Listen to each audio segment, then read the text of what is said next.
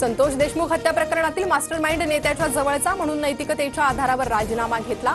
TV9च्या कॉन्क्लेव्हमध्ये धनंजय मुंडेंच्या राजीनाम्याबाबत मुख्यमंत्री फडणवीसांकडून भूमिका स्पष्ट।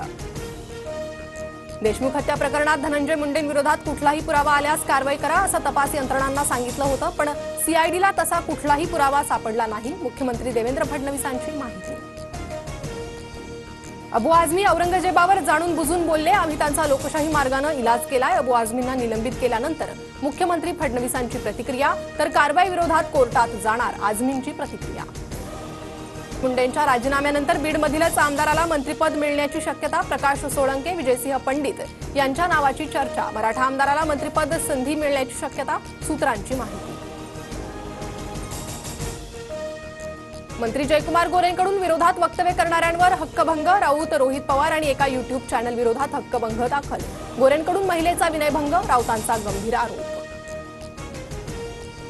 रायगडच्या पालकमंत्रीपदासाठी शिवसेनेचे तिन्ही आमदार आक्रमक। पालकमंत्रीपदाचा वाद सुटला नाही तर DPDC होऊ न देण्याचा आमदारांचा पवित्रा। तटकरेंनी हट्ट सोडावा, अन्यथा रायगड पॅटर्न राबवण्याचा आमदारांचा सूचक इशारा। आमचा औरंगजेब सुतारवाडीत बसलाय। आमदार महेंद्र थोरवेंची नाव न घेता तटकरेंवर सडकून टीका। चुकीच्या पद्धतीने राजकारण केल्यास रायगड लोकसभा लढवण्याची तयारी असल्याचाही इशारा। महाविकास आघाडीच्या सर्व आमदारांची आज बैठक। शरद पवार, ठाकरे, वडेट्टीवारांच्या उपस्थितीत बैठक होणार। यशवंतराव चव्हाण सेंटर येथे बैठकीचं आयोजन।